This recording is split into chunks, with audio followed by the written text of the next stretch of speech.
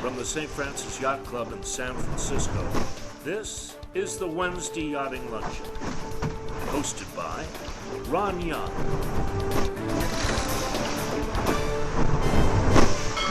Welcome to the Wednesday Yachting Luncheon, live from the virtual grill room of the St. Francis Yacht Club. We hope that you and your family are safe, sheltering in place in a comfortable environment, and we look forward to greeting you back in the Yacht Club just as soon as conditions permit. Those of us who've sailed in San Francisco Bay for years recognize the name Terry Anderlini. He's been a successful lawyer. In fact, he was president of the California Bar and a successful yachtsman as Commodore of the St. Francis Yacht Club and as chairman of the staff Commodores committee for 11 years. He's served in many capacities for our yacht club and our yachting community. I know him as a sailing buddy and an all-around good fellow. So Terry, welcome to the Wednesday Yachting Luncheon. Thank you, Ron. Happy to be here. So what's the first boat you ever got in? I was about 7 years old, and I was vacationing at the Russian River at Healdsburg. And there was a place called Palomar up there, and the Russian River got dammed in the summertime to create a little lake. My neighbor had a El Toro, and he invited me to sail with him in the El Toro around this little puddle, the blocked up Russian River. And so we had a lot of fun up there as kids, sailing around, chasing turtles off the rocks and into the water, and just tacking up the river. You went to school in San Francisco, graduated from SI, and then you went off to college. Tell us about sailing in college. Well, I got involved in intercollegiate sailing. They had a great sailing team down there. They were sailing FJs. And we were sailing on Lake Pontchartrain, and we had terrific sailors from all over the country. Is that Tulane University sailing team. The first year we won the Southeast Championship for all these schools down there. And then we actually ended up ranked number 1 or 2 in the country as sailing team, because we're going all around the country doing races in Chicago and Washington, California, down to Florida, over to Rhode Island and Buzzards Bay and the military academy at Newport or in Baltimore. So we went all over the place and sailed in these great competitions and became quite good as a team. And Lake Pontchartrain was a great venue. We were able to sail there in all kinds of weather, and there were great sailors there to teach us the tricks of the trade. So I've sailed down there and been a guest of the Southern Yacht Club, which is a big, impressive yacht club, you know, a home of John Dane and Austin Sperry and so on. How about the relationship between Tulane University and Southern Yacht Club? It was an interesting relationship when I was there, because they weren't allowing the sailing team into the Southern Yacht Club. We were able to berth our boats in their yard, but since we weren't members of the Southern Yacht Club, they wouldn't let us use the facilities. We could go up to a window and order a Coca-Cola and get a hamburger, but that was about it. So we got a little annoyed with that. And we said to them, look, we'd like to get into the club, and tell you what, we'll challenge you to a team race. You get your best sailors here, put them in our FJs, and we'll get our team. We'll go out on the lake, and if we win, then you guys got to give us rights to use the club as members. So they said, well, of course, you know, we're happy to do that. We don't think you guys can win down here. Well, what they didn't know is that we had world champions, intercollegiate champions from all over the United States, the great sailors from Chicago and New York, all over. So we put together this really tough team, and we put them in our FJs. And of course, in intercollegiate sailing, the first thing you do is empty the water out of the air tanks on these boats. And we did that with our boats. And I don't know why they didn't bother in their boats. It turned out that as they got out there, maybe they didn't know about this. I'm not quite sure, but maybe they thought the extra weight would help them. I don't know. Well, they got out there, and you know what? They just couldn't win a race. And we really were puzzled by that, because we thought we were pretty good, but maybe not that good. And so, lo and behold, to their surprise and shock, we won that series. And then we started using the yacht club just like we were members. It was really a lot of fun. We never told them that maybe they made a mistake in getting ready for this race. I still don't want to tell them. Okay, so you sail at Tulane, and you have a taste of the fin class, which is the Olympic dinghy in those days. Talk to us about your fin experience, because you're a pretty good sailor. Well, in Southern Yacht Club, we had fins down there, and we were racing. At the time, I think it was only about 165 pounds, which was underweight in a big breeze. Started racing down there in Lake Pontchartrain. The weather was pretty easy to race those boats. We also raced boats called OK dinghies. But in any event, we won. I won the Southern Championship single-handed series, and so I got invited to the Intercollegiate Championship in Washington, state of Washington, to compete for the Intercollegiate Championship. Did that, and I finished second in state of Washington. So I got invited to the Olympic trials back in Buzzards Bay. And so there were 4 of us that were invited to compete for the Olympic trials in Buzzards Bay, but we had to compete in fins, which was great because I could do it in light air. Well, when we first got there, it was blowing like heck. And believe it or not, Paul Elstrom, for some reason, shows up, and he decided to sail that boat with about 30 knots of breeze. And we're all standing there watching him do this. He was dancing around the course like it was no problem. And we were all pretty mesmerized by what he could do with a fin. He came back in, and we all looked at each other and said, I don't think any of us can beat that guy. He's just too good. The next day, it was light airs. And the first 2 races, I was actually leading the Olympic trials. Well, because we only had maybe 10, 12 knots of breeze. Well, the next day it started piping up. And all of a sudden I was struggling and couldn't keep the boat down. So I put on sweatshirts. I even thought about putting on a weight belt, but then somebody told me that wasn't so smart. And so I did what I could with 3 wet sweatshirts to weight the boat down. It still got bad. And finally I was struggling out there. And in one series, when it was blowing about 20, 25, I got on the fin. It started, the bow went down, going downwind. I started climbing back to the stern to try to balance it out. I didn't get there fast enough, and it pitched me right off the back end of the boat into the water, flew right over the mast and into the water. Well, there was a cameraman out there that filmed the whole thing. I didn't know that. And when I got back to Tulane after getting pre-trounced in this regatta, I noticed a magazine talking about this regatta, and right on the front of it was a picture of me flying through the air on this fin doing catapult right off the stern. And the bottom line said, you better learn how to race before you go into Buzzards Bay.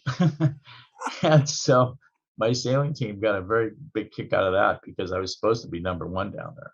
They took it and put it up on the bulletin board, and I wasn't too happy about that. So I wrote to the editor and said, you know what, you guys didn't have permission to use that picture of me, but I'll tell you what, we'll forget it as long as you give me a year's subscription to your magazine. And they said, no problem. And that's what I got. I'm being humiliated. So after Tulane, you come back to San Francisco and you start sailing here. Yeah, I started sailing here. I actually had a fin here, and I tried to compete in the bay, but again, I was still light. And John Andron, not John Andron, but another guy named Andron was out there, big guys, 220, 230, and they were just grinding me under down at the Berkeley Circle. And so I realized that maybe fins weren't my boat. I sailed in the Zellerback regatta one year, but it wasn't my boat for the weight I was in. So I retired from that class, and I started racing other boats, including bird boats and Golden Gate boats, Golden Gate sloops, and migrating over to the Knarr class. And then I started, doing pretty well in the Knarr class. So started my career there, and been going at it ever since. I've been sailing Knarrs now for 52 years, believe it or not. When do you get a Knarr? I got the Knarr in 1968. And I've been racing it ever since, although I've had my ups and downs with this boat. I mean, I'm in love with this boat. And I've had some good times and bad times with this boat. It's taken me to great highs, and I've been down to a few lows with it, but I love it, won't let it go. I've sold the boat 3 times and bought it back 3 times because it won't leave me alone. At night, I start dreaming about it. The thing is talking to me, okay? The boat talks to me. I don't want to disclose this to everybody because they might think I'm nuts, but at night, sometimes it starts talking to me and tells me what, I need to do. It's time to varnish the rails or whatever, it's talking to me.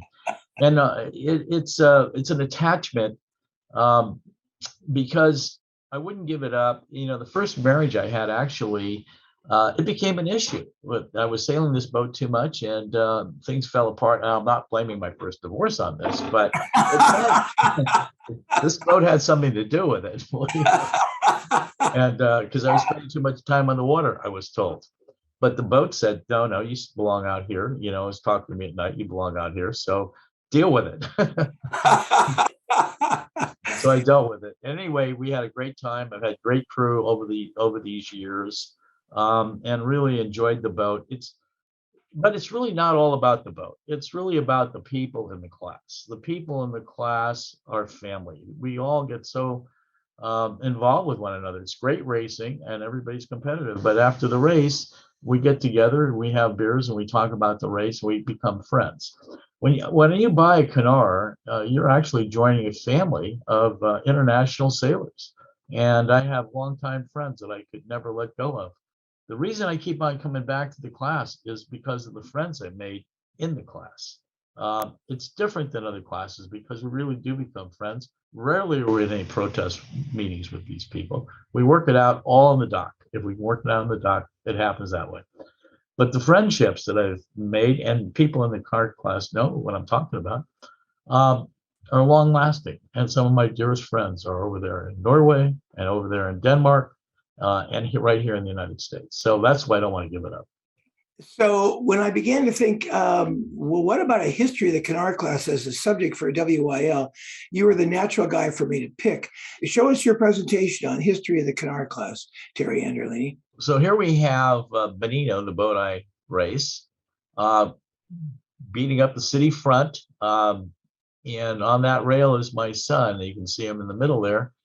A little guy with a red outfit on. He's now 39 years old. So this picture was taken a few years ago. But, so I know your boy, and he's a credit to the family. He's also a lawyer, Terry. Yes, he is. And he's doing great. He doesn't sail with me too much, but he sure loved those days when we were together, and I did too. One of the things about this boat is you can take your family and friends out there. It's not so high tech that you can't bring kids out there. We love to bring kids out there. A lot of the sailors bring their kids out and have a blast with them. So it's a good way to sail with your family and have a lot of fun. Look at the mast bin at the top of your rig there. So that's you got a little backstay bin so that you flatten out the top third of the rig. Yeah. It's traditional to put some backstay on there and flatten out the rig and get the sails a little bit flatter so you can go upwind in a 20-knot breeze. This looks like a 20-knot breeze we're in here. This is a 50-year anniversary book done by a great Danish editor, Nikolai Larsen. He put this book together about 2 years ago. It celebrates the 50th anniversary of the Knarr IKC Championships, our international championships. The saying here is important. It's not the game, but the way it is played. We like to win, but we want to keep our friends and keep it friendly after the racing and have fun in the parties and so forth. So how you race in this class is important because we want to stay friends and we don't want it to be so competitive that we lose our friends.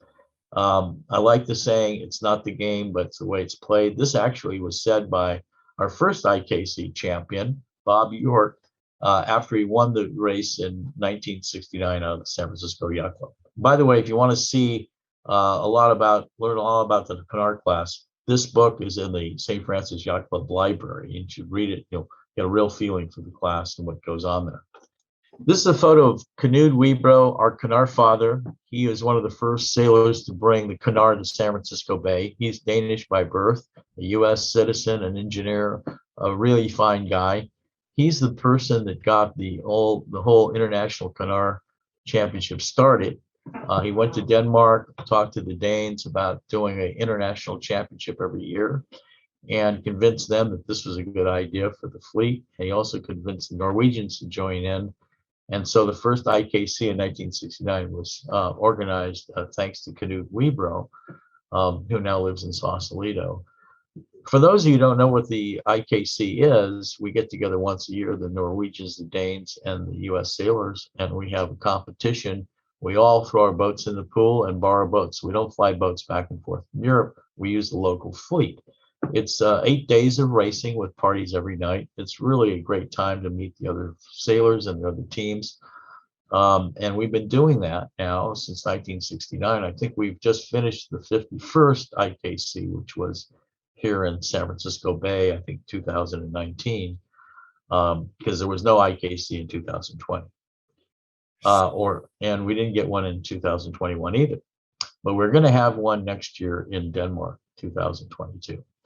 Anyway, Knud was the founder of this activity, and he's still very involved with the Knarr class. His boat's out there. He's not sailing it too much, but he has a great team that does bring the boat out there. And now the boat is being campaigned by Mike Radiani and his team. This is the design of the Knarr class. It was designed in 1943, Ron, in Norway. And 1943 is a famous year because it's the year you and I were born. Exactly right. Designed during World War II. There was a reason for designing this boat because they thought maybe they'd have to flee from the Germans quickly. And this boat could get them from Norway to England if they need to do that. So, and it's a small version of the Dragon boat, but it's a really great boat because you can sail it in the open ocean. Okay, now here's the city front racing in, looks like it was an IKC regatta. We're right there in front of the Yacht, St. Francis Yacht Club. And this gives you an idea of what the boats look like on the water beating up the city front. Now we're approaching a mark rounding again. This looks like an IKC championship series here in the bay. And the boats are all sheeted in to go around the weather mark. During the IKC, we do rotate boats. I didn't mention that, but everybody switches boats every day. And here's a photograph of Chris Perkins, who's sailing my boat in an IKC, the Bonino. And so this is one of the things that we have fun with. We rotate the boats. We don't really sail our own boat very much. I mean, if we're lucky to draw our own boat, great, we'll sail it. But no, it's usually sailing somebody else's boat. And then every day is a different boat. This is a photo of IKC racing in Oslo. You can see the city of Oslo in the background there. And the Norwegian sails are on the boat and they're approaching the weather mark. And you'll see these kinds of conditions during the IKC over there. It's also light sailing most of the time because we're doing these in August. This is another shot of the starting line in Norway. I believe this is in Bergen because we race this boat in two locations in Norway. One location is Bergen, Norway. The other is Oslo, Norway. You can see how competitive the starting line is. Now here's a downwind shot, and we're racing here in Denmark. It's another IKC, and you can see the city of Copenhagen in the background there. And it's a great city to come and race in because of all kinds of wonderful things to do in Copenhagen. Starting line in Denmark IKC, and we're hoping that this port tacker can cross that fleet, but I don't think so. Maybe pressing his luck. He's got a lot of ducks to do if he misses this first guy. Yeah, this is how the way it goes. This is the starting line in Copenhagen, and the weather many times is just like that. What percent of the boats are plastic in Copenhagen versus wood now? I would say, well, all the boats we race in Copenhagen are fiberglass because they haven't put the wooden boats in the match. They've kind of weeded them out for IKC. Here in our fleet, I'd say maybe half of them are fiberglass, the other half are wood, and they do compete competitively between wood and fiberglass. This is a photo of an IKC gathering you can see in 1988. During the course of this event, we all get together, we take photographs like this, and you can see everybody in the front row seems to have a beer. There are a lot of males and females involved in this competition, as you can see. And this is just one part of the great parties we have over there and here and there. So great fun, and it's something for everybody. You see young people right in the front of this group. Of all ages, and everybody's smiling. When's the last time you saw so many smiles? I mean, this is in Denmark, but you'll see as many smiles in Norway and in San Francisco when you take these photographs.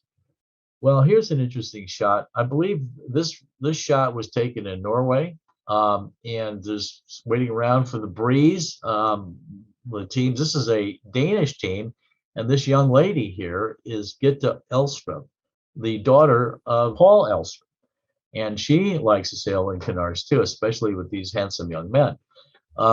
And so you'll find all kinds of competition. Of course, these guys are warming up for the race, drinking a few beers and having photographs taken. But you'll find some fun like this over there too. This is another young lady that likes to compete in the Knarr class over there in Denmark. This is a Danish gal, and we have men and women competing in all the fleets, including our own San Francisco Bay fleet. Theresa Brandner's out there competing, just bought a Knarr and loves to get out there on the Wednesday nighters. So we want to have female sailors. We want to have female crew, captain's crews. Anybody that loves sailing and loves Knarrs are welcome to join us. So, Terry, I have a question in this photograph. I have to ask a Knarr guy, what's that colored sail back in the background? There's a kind of orange and green sail. What is that? It looks like a spinnaker. And what you're looking at here is a race over in Copenhagen that includes all kinds of boats, all classes, much like you'd see in a YRA race around here in different classes. So sometimes the Knarrs will get out and race, not just against themselves, but against all the other boats in a handicap type of arrangement. And that's what was going on here. And then right behind this young lady, you can see a Knarr sail. I believe that's a Zero on the top of that sail. This is a young lady who's Jes Thompson's daughter, Emily, if I'm not mistaken. One of our fleet admirals in Denmark has recruited her daughter to help organize IKC racing. And so she's a part of our short team over there and puts it all together for us. And loves Knarr sailing too, so she can't wait to get on the boat with her dad to do the racing over in Denmark. What you're seeing here is a photograph of His Royal Highness Prince Henrik. Prince Henrik competed in the Knarr class for many, many years, started in Denmark and then even came to the United States and competed with us. When he got married to the princess, the Royal Danish Yacht Club gave him a Knarr for a wedding present. So he took that up and got competitive over there, enjoyed Knarr sailing. I think he bought no less than 3 Knarrs during the time he was racing it. And it was great to have the prince in the fleet because he would throw some pretty fabulous parties on his royal yacht. And so there was a 250-foot yacht over there. And he would have parties, or at least one party on his boat while we were over there competing in the Danish Championships, the IKC. And he was a lot of fun to compete with. But since then, he's not competing at Knarrs anymore, but we sure had him there for a while and really enjoyed his presence. We attract some pro sailors to play with us in the Knarr class. Paul Kayer, John Kostecki, each of them have spent time racing Knarrs, usually on Wednesday nighters. Although John actually competed in an IKC way back when. They love the Knarr boat. We get them out there all the time. They jump in different boats and we have a lot of fun. We love it when they're actually sailing against us and we take them out. We compete with these guys. If they're sailing the boats, that really ups our game. So it's nice to have Paul and John competing with us in the IK in the Knarr class, usually on the Wednesday night racing. Okay, here are 2 great champions of ours, Chris and John Perkins, the brothers, great sailors. They each have won 4 IKCs as far as I can recall. They have fun racing against themselves and everybody else. They really bring a lot of competition to the class. And we are very proud to have them competing with us. And then they compete against themselves. So they have a great time sailing brothers against each other and then sailing against us. And we really enjoy their competition. Chris Perkins now has been named nominated to be the rear Commodore of the St. Francis Yacht Club. So we're going to have another leader in the Knarr class. And we're very proud of that too. For those who don't know, Jonathan Perkins is on the left and Chris Perkins is on the right. Okay, here's Mike Radiani. Mike is our current admiral, and he is a entertainer, a great sailor. He sails 120 with Knud. He's just a fun guy to have involved in the fleet and a very active member of the fleet. Of course, right now he's so active. He's an admiral. He's going to sing us a song with a message in it pretty soon here. But before we jump away from Mike Radiani, I also want to point out that the current admiral of the Norwegian fleet is Lars Jarvik, and the current admiral of the Danish fleet is Per Flemming Christensen. These 2 admirals, along with Admiral Radiani, are very involved with the IKC, and next year will be in Denmark for 2022 to race in the IKC, assuming the pandemic lets us do that. So now we're going to get a message from Mike Radiani and a beautiful song that he wants to sing. One of the special parts of the Knarr class is not just the sailboat racing, but what happens ashore after sailing is concluded. We often have parties or dinners or other social events, and from time to time, there are songs sung and or skits performed. I'm going to sing for you one of the traditional songs that's a ballad. Well, it's a love ballad, really, between a sailor and the boat that he spies on the water called a Knarr. I suppose you could say it's a song about a man and his woody. There once was a sailboat, the pride of the bay. A sailor beheld her as calmly she lay. He never had known such a beautiful sheer. He longed to caress her and feel out her gear. So they jumped aboard, bent on her sails, quickly buried both her rails, and he cried with a thrill he could not hide. Knarr boat, oh Knarr boat, if you love me, help me to sail in next year's IKC. Sailor, oh sailor, my love, my dear heart, you know that I'll do my part. With joy and excitement, the sailor worked hard. He spent all his money in Sean Svendsen's yard. He scraped, sanded, polished, until he could feel no sailboat could match her from masthead to keel. They played together every day. They beat, they jibed, they tacked away and sailed so high, no one else could pass them by. Knarr boat, oh Knarr boat, if you love me, help me to sail in next year's IKC. Sailor, oh sailor, my love, my dear heart, you know that I'll do my part. I'll do my part, Knarr boat.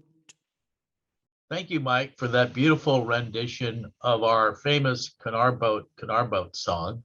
It is sung at every IKC by the whole group, not just Mike Bradiani. And we love the song. It's a tradition in our class.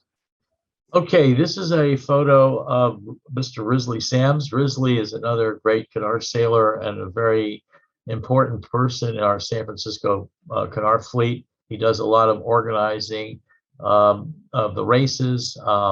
He handles all the internet stuff that we do usually. And he's had a lot of fun racing Knarrs and continues to race Knarrs. And so he's a great person to have in the fleet. And he's one of these lifers like me. It doesn't sound like he'll ever give up. Mike Peterson. Now, he's the fun meister if there ever was one. He sings, he dances, he jokes, he pulls stunts. He always dresses up in very fancy outfits. And he's the court jester, so to speak, but a fun guy to have in the Knarr class. He's not so active right now, but anytime we have an IKC, Mike will show up. He'll sing, he'll dance, and knows all the sailors in the class. So we'd love to have Mike. He actually grew up in the class as a young guy. He started sailing in Knarrs, and he just has a great amount of friends in the class, not only here in the United States, but in Europe as well. This is an IKC, and this is, I think, of the Corinthian Yacht Club when it was here. We have a choral group, the Sons of the Beach, I think they call themselves, the Sons of the Beach. And you can see Mike Bradiani singing along with Mike Peterson and several other people, including our Dane here who won the championship last year. And so a lot of fun at the parties. It's not all about sailing, but after the sailboat races, the parties involve singing and drinking beers and having a lot of fun with each other. So this gives you a little bit of idea of what kind of parties can go on during an IKC. Here we go. The singing group again, the Sons of the Beach singing during an IKC dinner. They're all decked out in their blazers and ties. And right in the middle there with all the fancy outfit on is Mike Peterson, dressed up like Emperor Norton. This is Dr. Larry Drew. He was the IKC champion in 1980. Larry was a great leader in the Knarr class, specialized in infectious diseases, and at one point in his career was the doctor for the Shah of Iran, world-renowned infectious disease expert. He was jokingly known as Polk Street Larry because there were a lot of his clients down there. But we had a lot of fun. Larry's a lot of fun. He's still associated with the class and does some racing from time to time. A great supporter of our class here locally. Grant Settlemier. Grant is poor tacky Joni, his wife, at the Knarr bar, famous Knarr bar in his house. And Grant, of course, is an old-time Knarr sailor, loves to follow the fleet now, isn't doing any racing right now, but he's quite a history maker in the Knarr class. Everybody seems to know Grant, and he loved the Knarr. He had to give it up a few years ago, but he is hanging on there and he follows the races like crazy. So Grant Settlemier, one of our great old Knarr sailors. Lars Godfredsen. Lars Godfredsen is the current IKC champion. He won here in San Francisco Bay. He's won the IKC 6 times, I believe, and he's tied with Frank Bird as for the number of IKCs he's won. A great Danish sailor, a lot of fun. A guy that'll not only be a great sailor on the water, but then he gets off the water and he sings and dances. The guy never stops. He's a great sailor, great friend. Frank Bird. Now, Frank Bird has won the IKC 6 times too. He's a guy that we all respect and love. He's a champion in so many other classes, in the Dragon class, in this class, and that class. A great Danish sailor and a great gentleman. In fact, back in 1999, when we were racing in Oslo, Frank and I tied for the IKC championship, but he won on the tiebreaker. Well, he was so respectful, shall we say, that it was a tie, that he put my name on the trophy with him, which was a great gesture on his part. And I've been a longtime friend of Frank's. Great sailor, hard to beat. These Danes are very hard to beat. They can really do it. So Frank is well known in the Knarr class, and we'd love to have him back. But right now he's sailing Dragons. Lars Storm. Lars Storm was the first foreigner to win an IKC in San Francisco Bay. He's a Dane, great sailor. He and I went at it when he won the IKC back, I don't know, 1999 or something like that. But Lars and I had great fun. He won the Knarr Championship by a couple of points. I tried to get him drunk the night before, but I wasn't successful. We had a tequila drinking contest. I think we were tied going into the last race, but not only did he win the tequila drinking contest, but he won the IKC. So Lars is a great friend and a great competitor, and a Dane, one of those terrific Danish sailors. Another guy that I just sort of consider family. Otto Longhorn. Now, Otto Longhorn is a great Dane, sails on a lot of different boats over there. He was admiral of the Knarr fleet several years ago, and a dear personal friend of mine. In fact, his son stayed with me for a year's worth of schooling in Belmont. But what he's got in his head here is the George von Eckerkamp midweek trophy. George von Eckerkamp was a great Norwegian sailor, and he put up this perpetual for the midweek team that was leading by Wednesday. And so we have Otto having so much fun with this trophy that he decided to put it on its head. Now, the tradition was to fill this trophy full of champagne, and then the team that was ahead would drink out of this cup an entire bottle of champagne. So he must have had his share, probably the last bit of it, and decided, well, we might as well put it on my head and wear it as a hat. Otto's a great guy. Everybody loves Otto, and he's like a brother to me. Oh, Trollsberg. Trolls is another great Danish sailor. Won a couple of IKCs. A very intense guy out in the water, but I'll tell you what, he can sail us right off the course anytime he wants to. He is a great champion, a great friend. And again, when you get involved with these European sailors, it's more than just competitors. We all become friends. And that's really the importance of this thing. This IKC championship pulls us all together. It's really the glue that holds us together, keeps us friends. Now we're in the Norwegian fleet. This is Morten Halgerud, and Morten has won the IKC back in 1996. He's a key member of the Norwegian sailing fleet over there. He's always behind all of the organizational parts of this race, and a great friend. And so we all have high respect for Morten Halgerud. He has sailed in all kinds of IKCs, and so he never misses one. Here we go, Carl Frederick Joyce. Now, Carl Frederick is the Norwegian version of Mike Peterson. He can sing and dance and get going. He's a funmeister from Norway and a great friend. He competes like everybody else. He's trying to win the races. He hasn't won an IKC yet, but his time will come. Yes, here's Johan Hyvie. Johan is another great Norwegian sailor, and he's behind the scenes organizing a lot of stuff that happens over in Norway. Fun guy off the race course. I got to know him in Norway after we had a little altercation on the course, and he won the protest. But after he did, there was hugs all around. Great sailor. We don't hold that. After we get out of this race, we become friends, and he's one of my closest over there. Yes, Jan Muller Nielsen. Jan Muller Nielsen has an interesting sailing career. He's a Dane, a very competitive Dane, but he met his wife at an IKC. And after he met his girlfriend, who then turned into his wife at the IKC, he got married and moved to Norway and became a competitor in Norway and represented the Norwegian team.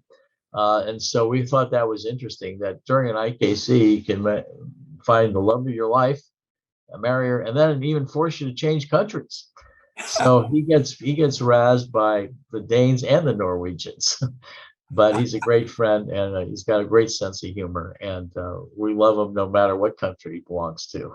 Okay, now back in 1972, when we had our first IKC in Bergen, Norway, they were trying to figure out the housing. And what they figured out was that the foreign teams would stay on this large ship called the Sailing Fair. Well, the problem was that it was very rainy and wet that year, and the boat was cold and damp, and we were in there. The teams were in there, and we were miserable. We had to drink a lot of alcohol, although they didn't want us to have any alcohol on the boat, but we did anyway. And after about the third day, we decided, well, the name of this boat really needs to get changed. So they came up with this wonderful change of name. It's called the Failing Air. Not the Sailing Fair, the Failing Air. And they put that sign up on the boat, actually. The Norwegians took it down, I think, after the third day, but we had a lot of fun. And we bonded with the Danes because the U.S. team and the Danish team were stuck in this boat together. And we had to become friends, even if we didn't want to. It was the beginning of a great friendship in many ways. Well, now, this is on that boat in 1972. We have a couple of guys that are joining in here. If you see on the left, it's Dick Griffith, who was on our U.S. team at that time. And then we have another fellow, Niels Larsen and Mats Mukdale, I believe. Great Danish sailor. And the guy on the right actually won the IKC that year. I believe he's the one that won it in Bergen, Norway. But you can see how much fun these guys had on that boat. I think a little too much drinking. I don't know what happened to the guy in the middle, but he lost the bet. we didn't get the next picture, thank God. All right, here we go. This is Yacht 102. This is my boat, cruising up the city front, and things are going very well for us. I think we were pretty close to first place, enjoying ourselves. What's that in the background there? Oh, St. Francis Yacht Club. There it is. And so this is a great opportunity to see us cruising by the St. Francis Yacht Club. All is well, as it says here on Bonino 102. For people who don't know the background, that's the Palace of Fine Arts behind in the Marina District, built in the World's Fair of 1915 in San Francisco. And that's a beautiful picture of your boat, the club, and the Palace of Fine Arts, and the Presidio forest behind that. Wonderful. So now things aren't going so well. Sometimes things don't go well at all. As you can see, Bonino has lost its mast. It's the backstay wrapped around the bird cage there off the St. Francis Yacht Club. And I guess I got a little too close to that H-beam there to try to get out of the tide. We do tend to try to get inshore to get out of the flood tide. And I was closing in on first place and I got a little too greedy. There we were, lost the mast and lost the race, of course. And these things can happen too, not too often. But if you're out there competitively, you know, sometimes you get into these situations. Here's my boat partner, Mark Dom. He's all got a crew going here. Brooks Price, Sham Sinaway, I think, and I'm not sure who the next guy is, but Ron. Mark can't wait for me to get off the boat so he can be the captain all the time. We share the helm, really. And Mark's a great guy, lovely guy. He's like a brother, and we have a lot of fun sailing together. And we sail in IKCs together. So we make a pretty good team when we get out there, and either he's sailing or I'm sailing, and we love the sharing of the boat. Beautiful. What's that orange thing at the base of the mast? Is that to keep from damaging the front of the mast? What's that? I think what we're trying to do there is keep the sheets clear, the jib sheets clear from tack to tack, and also not to bang up the bottom of the mast with the whisker pole. So we're looking straight down the boat so you can see headstay sag a little bit. So right now it looks like it's, like 9 knots of breeze or something, who knows? Talk to me about backstay adjustments and other things on the boat. Well, I'd say we're probably in about 15 knots of breeze, and that headstay sag is okay to that extent. You don't want any more than that. The jib is powered up. I mean, it looks like it's full. Yeah. So it's not boned in. We can take that jib in a little bit more as the wind progresses. There is some backstay on it, but it's probably not max backstay. So actually, this is perfect weather conditions for this boat. It's not too light. It's not too heavy. All the crew's in the right position, and the boat's screaming. So this is full on Bonino. I don't think any boats can go any faster than this one right now. So Terry, how many boats are there worldwide, and then how many in each of the fleets, Denmark, Norway, USA? Good question. In San Francisco Bay, we have actively listed 35 Knarrs. In Denmark, there are quite a few. I think more than 60 in Denmark, maybe as many as 80. In Oslo and in Bergen, the fleet seems to be about, I would guess, maybe 60, 70 boats, maybe half of them in Bergen and half of them in Oslo. I think there's more in Oslo than Bergen, but they have their fleets there, and they're going to turn them over into fiberglass boats. Fiberglass boats seem to be the long-term boat for the class. And when they built the fiberglass boat, they built it to weigh evenly with the wooden boat. Now, the fiberglass boat might be a little bit better in lighter airs because the keel or the bottom of the boat is in wood and doesn't absorb so much water. But in most conditions, these boats can sail very evenly. And that's what's kept the fleet alive for 50 odd years. The boat is just getting more popular every year with the San Francisco sailors as well as the Danish and Norwegian sailors. But the real reason this boat's so popular is the people in the class.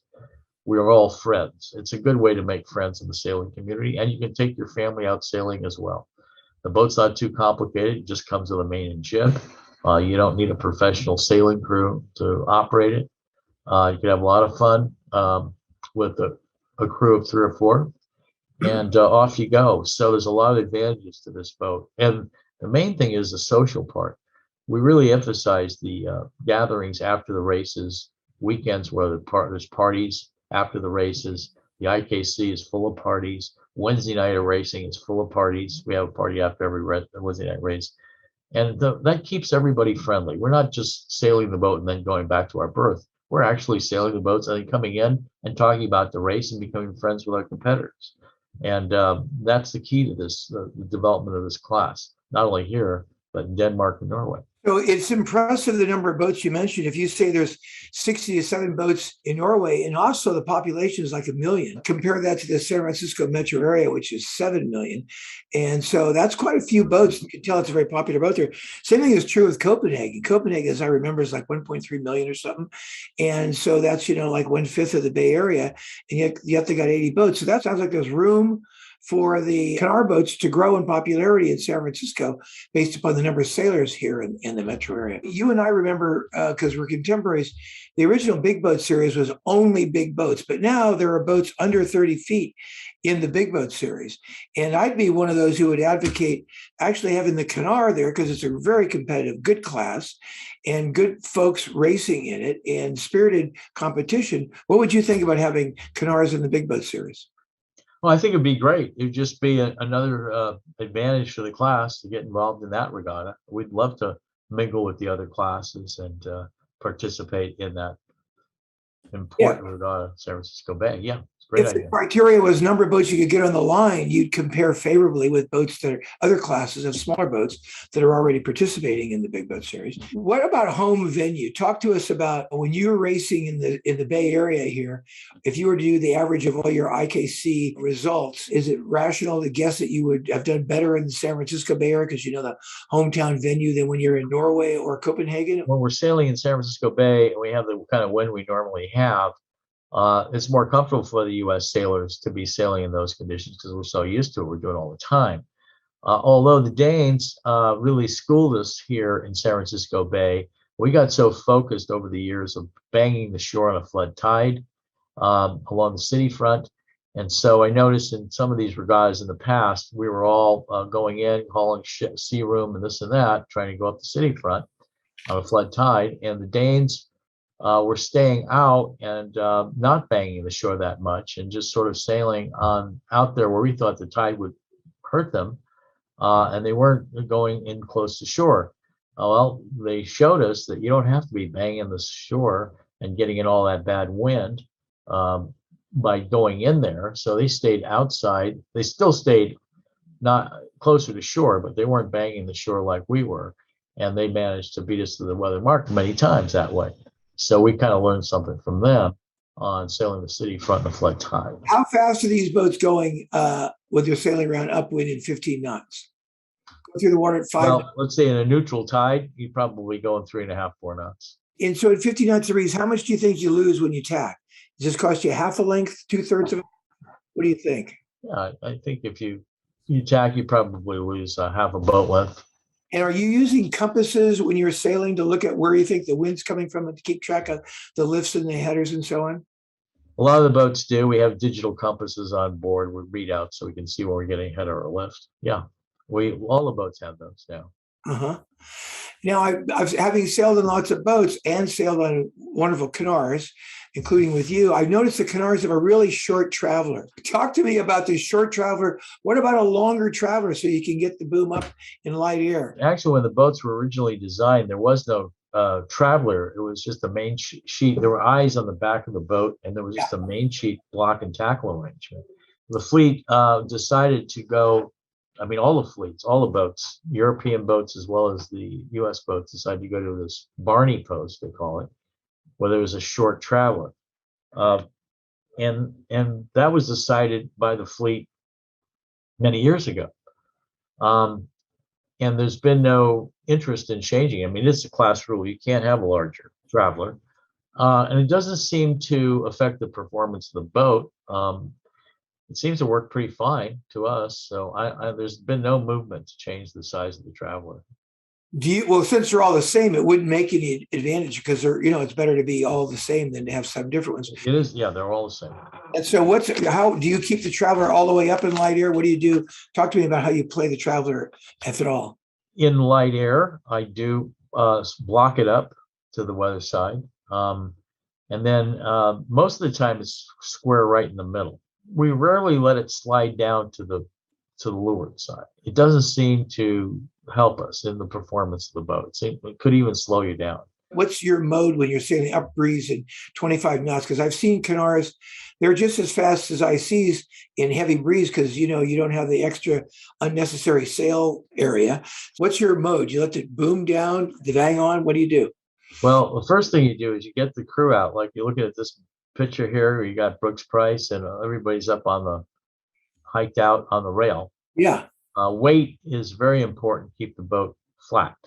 The key is to keep the boat as flat as possible because heeling just slows the thing down. The crew has to be active. I noticed that the great Danish sailors and some of our great U.S. sailors, they're constantly making adjustments on main sheet trim and jib trim, upwind.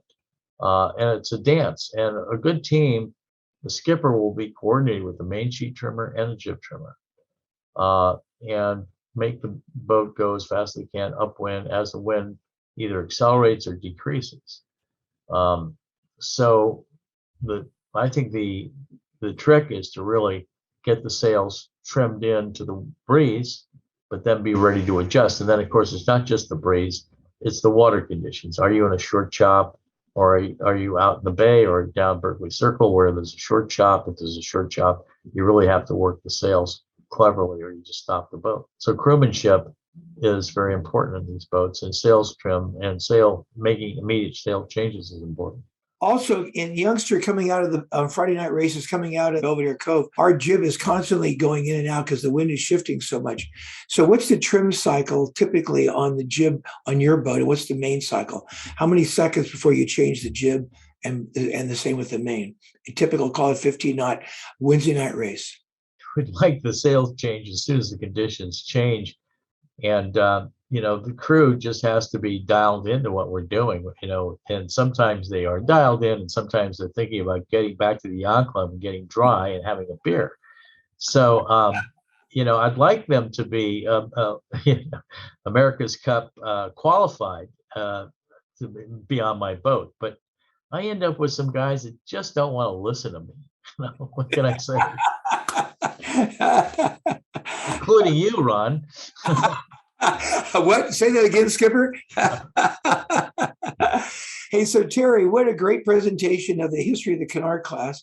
Very fun. It's clear that camaraderie first is valuable for racing inside of your wonderful and growing fleet. It's terrific to see so many good sailors attracted to it and so many smiles at the bar afterwards. So thank you, Terry Anderlini, Staff Commodore and Knarr loyalist, for a great presentation on the history of the Knarr boats. Thanks very much for being our guest on the Wednesday Yachting Luncheon. Thank you, Ron. Enjoyed it.